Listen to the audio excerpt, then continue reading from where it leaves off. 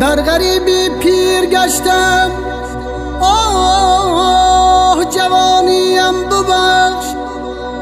دادگویان رفتی از من، زندگانیم ببخش.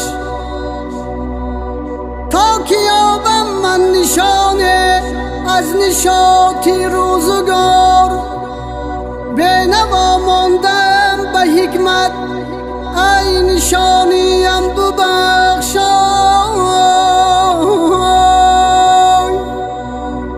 گر نکردم خدمتی ارزنده ای مادر به تو، گر نکردم خدمتی ارزنده آه مادر به تو، ای پریوار زمین و آسمانی